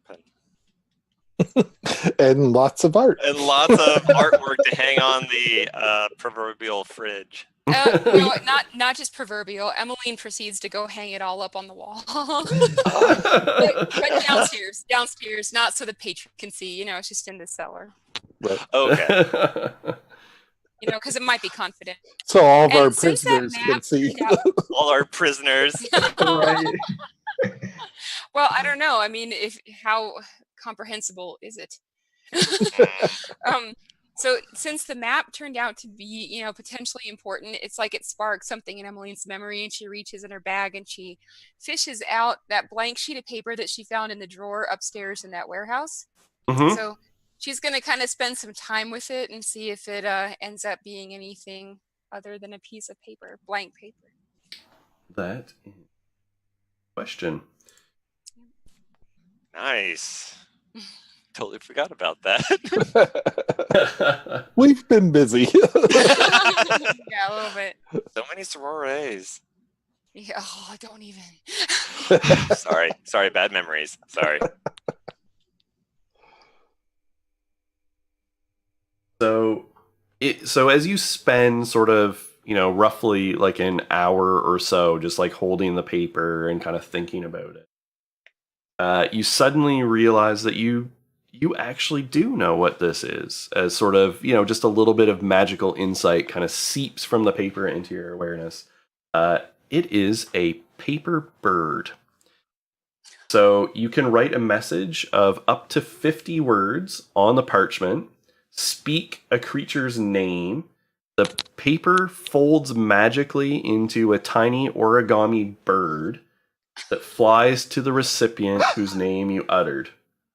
The recipient does have to be on the same plane of existence. Otherwise, the bird just turns to ash as it takes flight and tries to like cross the plains and can't. Wow. Okay. It travels to within 5 feet of its intended recipient by the most direct route, whereupon it turns into a non-magical and inanimate sheet of parchment that can be unfolded only by the intended recipient. Okay. So I share this information with everybody in our party so that, it might be used as a message later and they'll know what the paper bird is. Yeah. Very cool. This is like it's a sort of a minor enchantment. You can actually buy these by the like box in Waterdeep, so you can buy like packs of them. Okay. Oh, okay. All right. Yeah. You realize that you've probably seen some around your estate. But it's just when it's unfolded, it just kind of looks like paper that's particularly nice, but it's not it's not always immediately recognizable as being magical. So it's not that special. You can use it to whisper sweet nothings to your You could. Yeah, like it could be important later, but she just wastes it on Edwin. Oh, Edwin! Is he still there? She would have checked as soon as you got back. Yeah, This poor guy. he's in the corner still. He's on to like a glass of milk now. It's a particularly wild night for Edwin. Oh man. His nose is stuck in a poetry book. Thaddeus and Cleo, what are you guys doing? Hanging out, feeding bits of donut to my spider. Little buddy. That's both cool and terrifying. I don't think Thaddeus is fazed by that much at all. This guy looks at Cleo and says, "So, have you told your employer about our dragon friend?" I have. She's very grateful. We now have an ally underwater, as it were. Indeed. I've been meaning to get back to her, to speak to. You probably should. I'm not authorized to carry coin for her, so. Oh, yes. The coin is irrelevant, but nice, of course. I like keeping my obligations, and we've been obviously busy with other things. It's on my list, though. I don't want her to feel that the Browse Feathers had forgotten about her. No, of course. And with the explosion and everything, she's quite understanding. Very good. Very good. We will get there soon, I hope. You're looking forward to it. Appreciate having you here. Glad you could come help us and assist with whatever that was. It's quite a nice establishment. The goblins seem to really be doing well here. They're working out. At this point, the grumble is quite rambunctious because they're wound up from their night out on the town. Sure. Oh, that's So they're regaling the other goblins with their exploits loudly, but in goblin. Oh. So As I most kinda of the look at that. patrons don't understand them. They just see a bunch of goblins like excitedly yelling at each other. So Emmeline thinks that she's been learning some goblin from Thaddeus and she wants to show off for Edwin, so she joins part of the grumble. She's like,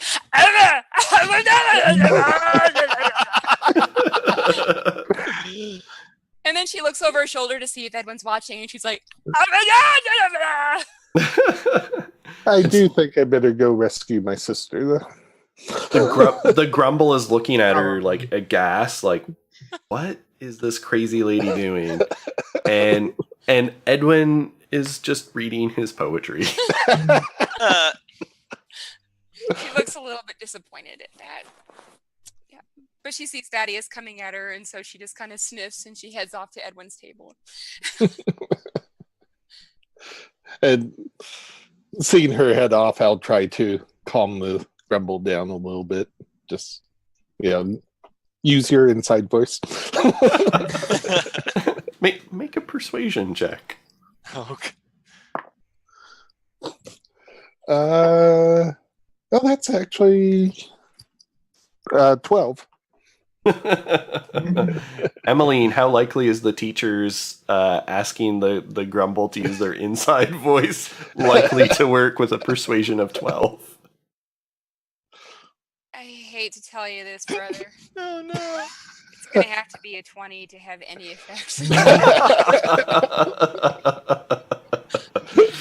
All right. So the grumble is like they listen to you for all of 5 seconds, basically, and then they're Yes.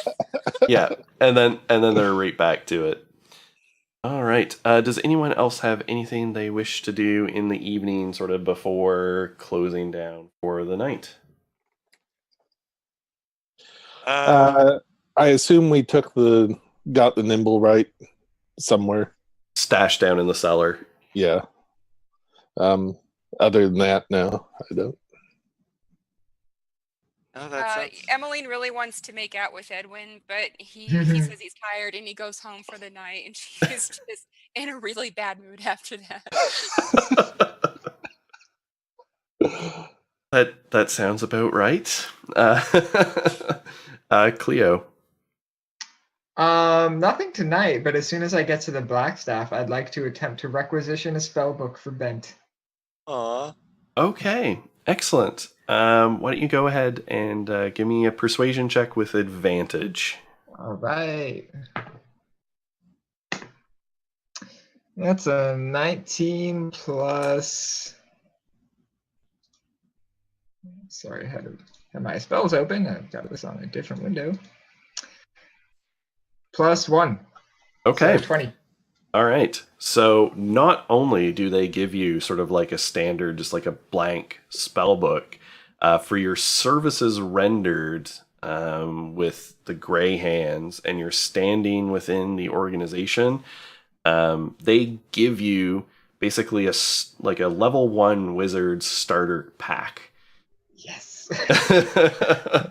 So it comes all bundled up in a box. There's a book in it. You can select, basically as if you were making a starting wizard, you could select a number of cantrips and first level spells for Bent. And we will leave that in your hands, sort of off stream to give to me at some point. And there is like an arcane focus. There's like a component pouch. It's all in like a nice gift box. It's wrapped with a bow on the top. I can't wait to see this used. Bent's level 1 wizard. I'm going to pick me up one of those at Walmart on Friday. Oh, man. Yeah, it's kind of like the real version if you bought one of those like Harry Potter like toy collection things with like a wand and stuff in it. Right. Except it actually works. All right. So we will leave it there for the night, as you guys have a very, very solid... I mean, you literally have a map with X marks the spot. And many other maps. Decoy maps. We'll just spread them all over the city and see what happens. Yeah. So yes, you do quite literally have a treasure map with X marks the spot that was in the Nimblewright's possession, that you've managed to make a copy of a magical copy and several bad copies. But you do have the information. So we will leave it there.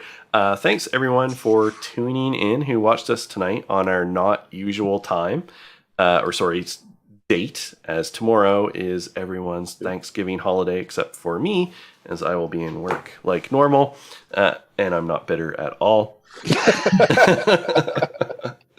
But we do appreciate it for coming in. I think we had some fun and we progressed through. So as usual, you can find me here. You can also find me on Twitter at MadSciDM, where I'm normally tweeting about this kind of thing. Tune in Friday and Saturday at our usual times. So 8:30 Eastern and 12:30 Eastern respectively. as Taryn and Corey lead the spring and summer cruise through their weekly adventures as well. And next week, on Monday, as Eugenio Vargas will kick off week 9, which is crazy. We will also be on a different time next week, but I think we haven't quite finalized the exact day and time, but it'll probably be Sunday, so we'll probably be closing off week 9 next week, as I have to travel on a trip on Thursday and Friday, and won't be around.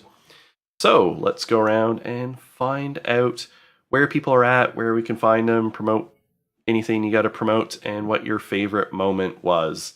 So let's start with Ryan. Yeah.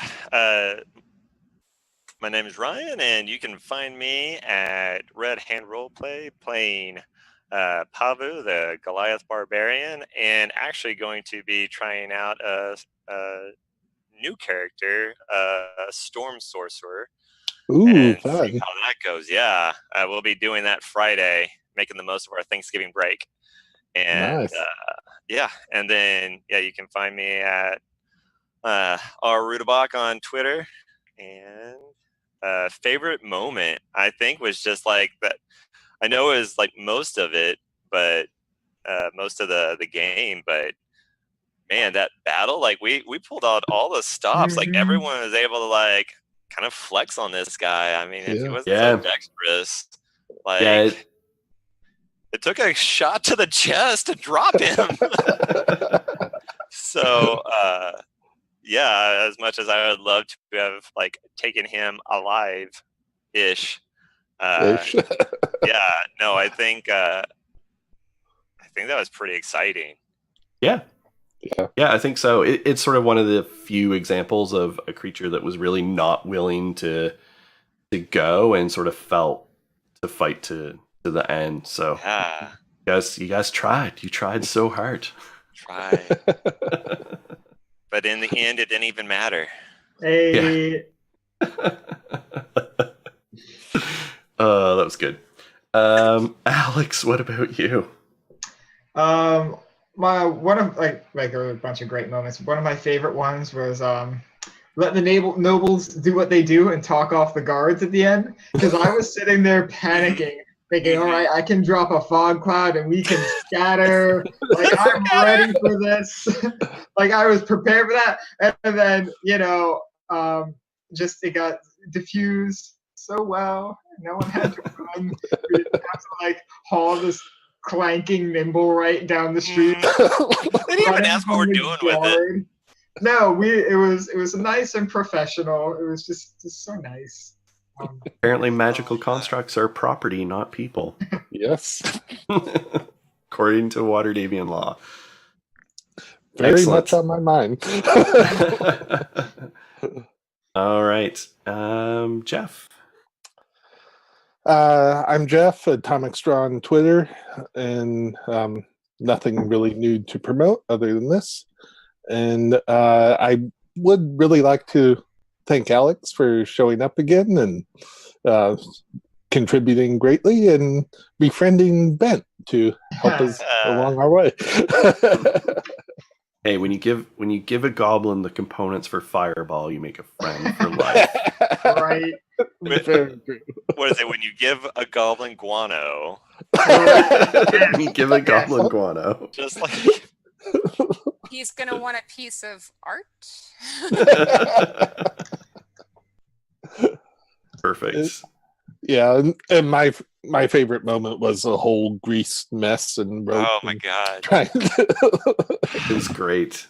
It was great. I really enjoyed that as well. All right, and last but certainly not least, Cindy.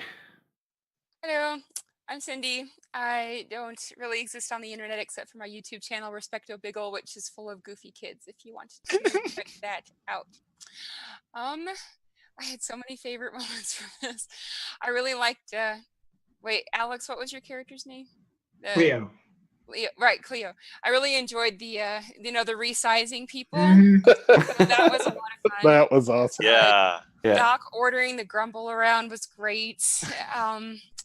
Yeah, Thaddeus, like, I'm not hurt. I'm totally fine. That was great. And His I eyes discovered that multiplied. Emmeline gravitates towards Expelliarmus, so that was also fun. Yeah, super helpful. Yep. Excellent. I like that as well. All right. So thanks everyone for watching. If you don't follow us already, you can follow us here on Twitch. You can subscribe if you subscribe, or we do also have a Patreon that we use to support art and production and endeavors here on Variant Roles that we would like to do now and in the future. So feel free to drop those by. You can also find us on YouTube. It's a weird long link because we don't have a channel name yet because YouTube makes us pass some threshold. But if you just Google YouTube and Variant Roles, you can find us. All the back episodes are there, conveniently organized into playlists by team and just all of Dragon Heist. Nice. So Nice. you can catch up on anything there that you want.